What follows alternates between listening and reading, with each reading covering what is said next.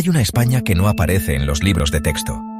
Una España oculta, sombría.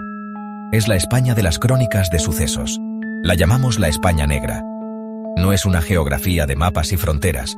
Es un territorio del alma humana, un lugar donde habitan nuestros miedos más profundos. Es la historia contada en susurros, en las páginas amarillentas de viejos periódicos. Una historia escrita con la tinta indeleble de la tragedia. Acompáñenme en este viaje a un pasado que muchos prefieren olvidar, pero que sigue latiendo bajo la superficie de nuestra realidad cotidiana, esperando ser descubierto por aquellos que se atreven a mirar más allá de lo evidente. Cuando pensamos en la historia, recordamos reyes, batallas, tratados políticos. Pero la verdadera historia, la que nos define, se escribe también en las sombras. Se escribe con los actos más inexplicables y terribles. Porque en el fondo, mirar el abismo nos ayuda a valorar la luz. Algunos nombres resuenan con una fuerza especial en el panteón de la España negra. Nombres asociados a la tragedia. Pensemos en los marqueses de Urquijo. Año 1980. Una mansión en una de las zonas más exclusivas de Madrid. Un doble asesinato a sangre fría mientras dormían. ¿El móvil? Aún hoy, décadas después, el misterio persiste. Se habló de luchas de poder. Viajemos más atrás en el tiempo. A un pueblo de Cuenca, en 1910. 2 hombres desaparecen. Se les da por muertos. Las sospechas recaen sobre otros vecinos por una disputa de tierras. Los acusan, los torturan, hasta que confiesan un crimen que no cometieron. ¿Y qué decir del caso de Jarabo? José María Manuel Pablo de la Cruz Jarabo Pérez Morris. Un nombre aristocrático para uno de los asesinos más fríos y calculadores de los años 50. Un hombre elegante, seductor, de buena familia. Movido por las deudas y la pasión, no dudó en matar a 4 personas en Madrid para recuperar unas joyas empeñadas. Su caso conmocionó a la España de la posguerra. Demostró que la maldad podía vestir de traje y tener modales exquisitos. Jarabo fue la encarnación del gentleman killer, una figura que fascinaba y aterraba a partes iguales. En este oscuro panorama surgió un faro, o quizás un espejo. Un semanario que se atrevió a contar lo que nadie más contaba. Su nombre era simple y directo: El Caso. Fundado en 1952 por Eugenio Suárez, este periódico se convirtió en la Biblia de la crónica negra española durante décadas. Sus portadas, con grandes titulares y fotografías impactantes, eran un acontecimiento semanal, mientras la prensa oficial del régimen franquista hablaba de inauguraciones. El Caso se sumergía en las alcantarillas de la realidad.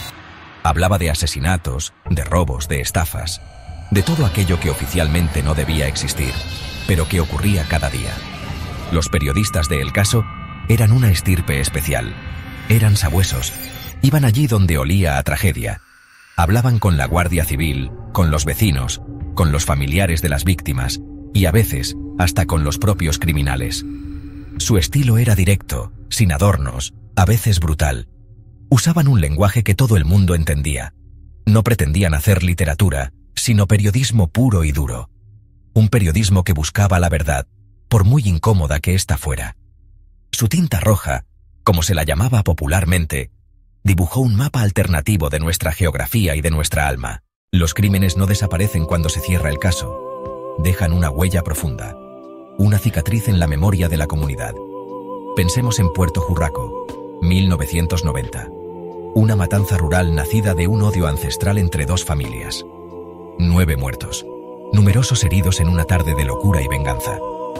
Este suceso no solo conmocionó a España, sino que acuñó un término. Estos eventos transforman la percepción que tenemos de la seguridad.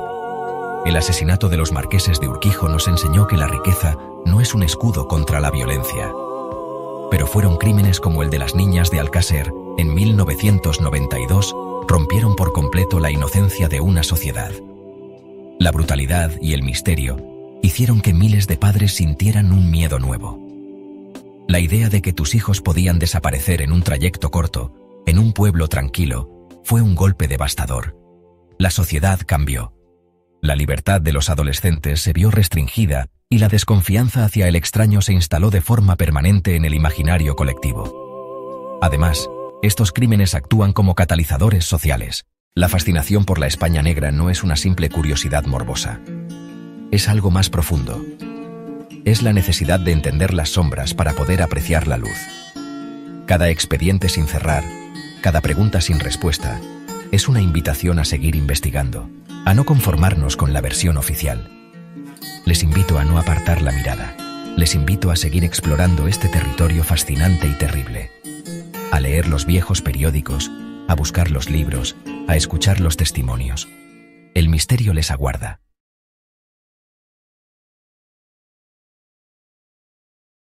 Un recorrido por los crímenes más atroces cometidos en nuestro país. El Sacamantecas, 1870, Juan Díaz de Garallo, nació en 1821 en un pequeño pueblo de Álava llamado Eguilaz. Casado en 4 ocasiones, Díaz enviudó de 3 de sus esposas. Pero no es famoso por ello, sino por algo bastante más truculento. Díaz está considerado por la justicia y la historia como el primer violador y asesino en serie que se ha documentado en España. Juan Díaz de Garallo, apodado el Sacamantecas, violó, estranguló, rajó, mutiló y evisceró, por ese orden, al menos a 6 mujeres de entre 13 y 55 años, aunque él mismo reconoció que lo intentó en 4 ocasiones más. Algunas de sus víctimas fueron prostitutas, como Melitona, la Valdegoviesa, Águeda la Riojana, María Campos o la Morena, con las que no acordó en el precio de sus servicios. Otras de sus víctimas fueron criadas, como Antonia, de 13 años, y algunas eran molineras que tuvieron la mala suerte de cruzarse en el camino de este depredador. Ángela López de Armentia, apodada precisamente la Molinera, tuvo más suerte y pudo huir de las garras de Díaz y denunciarlo. Gracias a ello, el hombre fue detenido por primera vez y pasó varios meses en la cárcel. Pero una vez libre, volvió a dar rienda suelta a su locura criminal y las 2 siguientes víctimas no tuvieron tanta suerte como la Molinera. Sus cuerpos fueron encontrados destripados y la alarma entre la población llegó a tales extremos que las autoridades tuvieron que intervenir para volver a atraparlo. Por fin, detenido y entre rejas, se dice que durante los 2 años que estuvo esperando su ejecución por garrote vil, Juan Díaz aprendió a leer, aunque su odio a las mujeres continuó intacto. Seguía tratando mal a su 4ª mujer, la cual, aun conociendo su verdadera naturaleza, le llevaba ropa limpia a prisión. Tras su ajusticiamiento, Díaz de Garallo fue enterrado en una fosa común. Los informes periciales lo describieron como una persona idiota y ruin a la que solo movía el instinto sexual. Asimismo, fue considerado un sádico carente de la más mínima empatía.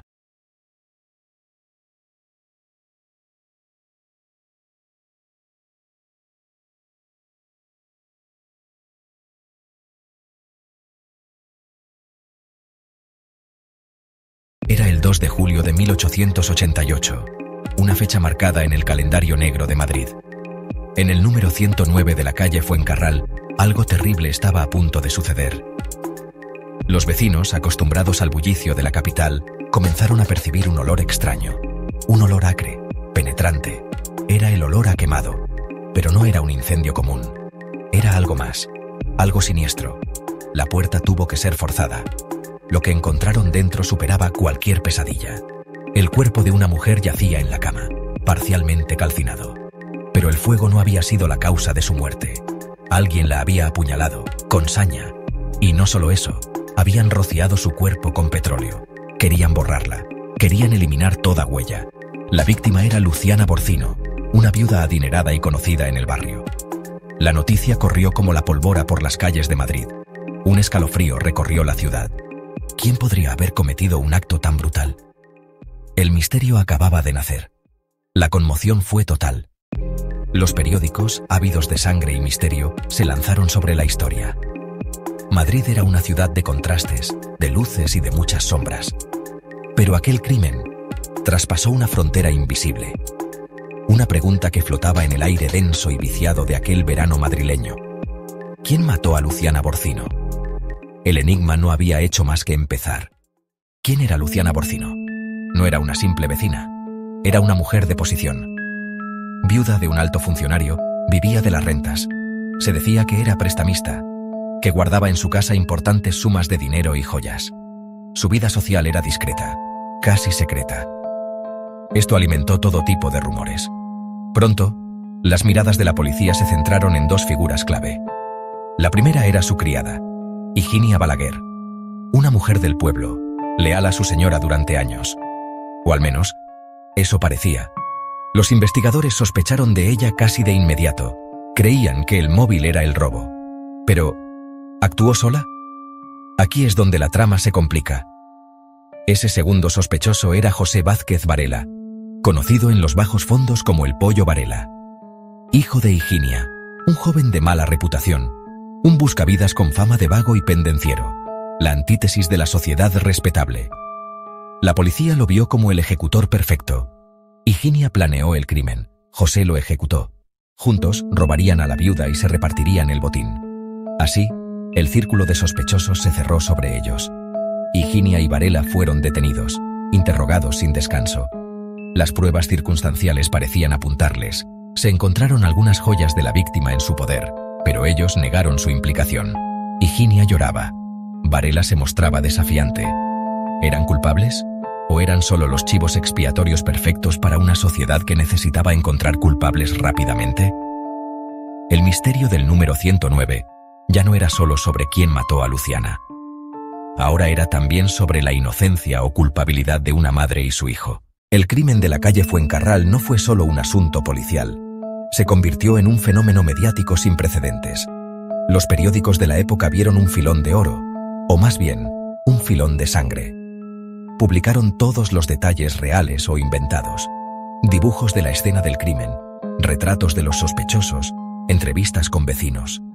La historia se vendía sola. El público estaba fascinado, aterrorizado, enganchado. Fue entonces cuando un nuevo personaje entró en la historia. José Millán Astray. No el fundador de la Legión, sino su padre. Director respetado de la cárcel Modelo de Madrid. Millán Astray era el protector de José Vázquez Varela, el Pollo Varela. Le consiguió un trabajo en la prisión. Lo trataba casi como a un hijo. Esta relación levantó enormes sospechas. ¿Estaba encubriendo a Varela? ¿Utilizó su poder para desviar la investigación? Su implicación elevó el caso a otra dimensión. Ya no era un crimen de los bajos fondos. Ahora salpicaba a las altas esferas. La prensa republicana y contraria al gobierno vio una oportunidad. Atacaron a Millán Astray sin piedad. Lo acusaron de corrupción, encubrimiento, ser cómplice moral del asesinato. Le apodaron Pollo Astray. El caso se politizó al extremo. El crimen se convirtió en un arma arrojadiza entre facciones. La verdad importaba cada vez menos. Lo que importaba era el relato. El juez Cuesta se sintió acorralado. El sumario se convirtió en un laberinto de declaraciones contradictorias, pruebas dudosas, rumores malintencionados. El misterio se hacía cada vez más grande, más opaco. La investigación parecía un barco a la deriva en un mar de conspiraciones. El asesinato de una anciana viuda se transformó en un escándalo de Estado, que amenazaba con hacer temblar los cimientos del poder en Madrid. El juicio comenzó en la primavera de 1889, y Madrid se partió en dos. Literalmente, la sociedad se dividió en dos bandos irreconciliables. Por un lado, estaban los varelistas. Creían firmemente en la culpabilidad de Higinia Balaguer. Para ellos, ella era la mente maestra, una mujer fría y calculadora que había manipulado a su propio hijo para cometer el crimen. La veían como la encarnación del mal, una bruja moderna. Los varelistas eran, en general, gente de orden, conservadores que veían en Higinia la personificación de la depravación de las clases bajas. En el bando contrario estaban los higienistas. Este grupo defendía la inocencia de Higinia. Para ellos, el verdadero asesino era José Vázquez Varela, el Pollo Varela. Lo veían como un monstruo. Los higienistas solían ser de ideas más progresistas. Veían a Higinia como una pobre mujer del pueblo, una víctima de su hijo y de un sistema judicial injusto. La batalla estaba servida. Las sesiones del juicio eran un espectáculo. La gente hacía cola durante horas para conseguir un sitio en la sala. Los abogados se convirtieron en estrellas. Sus alegatos eran seguidos con la misma pasión que una obra de teatro. En las calles, en los cafés, en las casas no se hablaba de otra cosa. ¿Eres higienista o varelista? La pregunta se convirtió en una especie de santo y seña. Las familias se dividían. Los amigos discutían acaloradamente. El crimen de Fuencarral había dejado de ser un suceso para convertirse en una cuestión de fe. Esta división social reflejaba las tensiones profundas de la España de la época. La fractura ya era demasiado profunda. Durante el juicio, ocurrió algo que lo cambió todo. Higinia Balaguer, que hasta entonces había mantenido su inocencia, cambió su declaración. Se autoinculpó. Confesó ser la única autora del crimen. Dijo que lo había hecho sola. Con esta confesión, exculpaba por completo a su hijo, José Vázquez Varela. ¿Por qué lo hizo? Esta confesión desconcertó a todos. El jurado popular, tras largas deliberaciones, emitió su veredicto. Declararon a Higinia Balaguer única culpable del asesinato. Fue condenada a la pena capital, al garrote vil. A su hijo, José Vázquez Varela, lo condenaron a 18 años de cárcel, solo por el delito de robo de las joyas. Fue absuelto del asesinato. El 19 de julio de 1890 llegó el día de la ejecución. Higinia fue conducida al patíbulo en la cárcel Modelo de Madrid. Una multitud silenciosa la esperaba. Antes de que el verdugo accionara el torniquete mortal, Higinia pronunció unas últimas palabras. Unas palabras que se han convertido en leyenda. Según los testigos, miró a su director espiritual y dijo: «Voy a morir inocente. Dígale al director que cumpla su palabra». ¿Qué palabra? ¿Qué pacto secreto había entre ella y alguien poderoso? ¿Fue Higinia una asesina despiadada o víctima de una conspiración para proteger a alguien más? El crimen de la calle Fuencarral nunca se cerró del todo. Higinia se llevó su secreto a la tumba y nos dejó un eco, una duda eterna. La pregunta sigue en el aire, como el humo de aquel incendio. ¿Quién mató realmente a Luciana Borcino? Quizás nunca lo sepamos.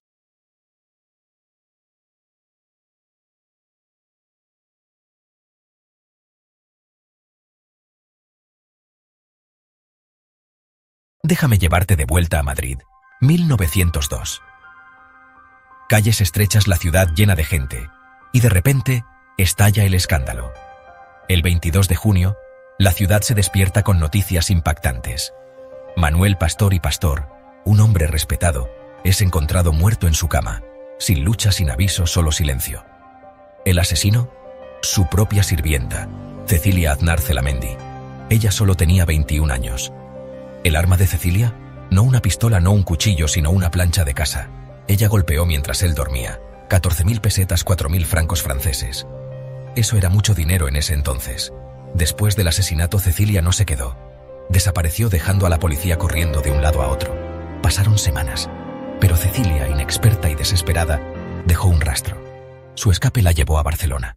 Siscu Garreta Jaume, el inglesito Iglesias, Eulalia Esplugues. Juntos, gastaron lo que quedaba de su dinero robado en un hotel de lujo, viviendo a lo grande por una noche. Pero aquí está el giro: estos nuevos amigos no eran leales. Engañaron a Cecilia convenciéndola de que había una ruta de escape segura a través de Puigcerdá, un tranquilo pueblo fronterizo. Luego la robaron lo poco que le quedaba. Sola y sin dinero, Cecilia llegó a Puigcerdá directamente a los brazos de la ley. Fue atrapada, juzgada y sentenciada a muerte. El propio rey, Alfonso XIII, sintió lástima. Conmutó su sentencia a 30 años en la infame prisión de Alcalá de Henares. Dentro de la prisión, se hizo amiga de Antonia Hernández Martín, una mujer encarcelada por adulterio. Usando un clavo gigante y una cuchara, rompieron la cerradura de la puerta de su celda. Se liberaron, escalaron muros y con sábanas retorcidas en cuerdas, escaparon por una ventana de la lavandería. Las dos llegaron hasta los campos de la Escuela de Equitación Militar antes de que alguien se diera cuenta. Su libertad duró poco. Al amanecer, los guardias se dieron cuenta de que faltaban, y al mediodía, las mujeres fueron atrapadas cerca de Loeches, a 15 kilómetros de distancia. Después de eso, los días de drama de Cecilia terminaron. Hasta 1937, cuando el caos de la Guerra Civil Española abrió las puertas de la prisión. Y entonces, Cecilia Aznar desapareció de la historia. A veces la verdad es realmente más extraña que la ficción.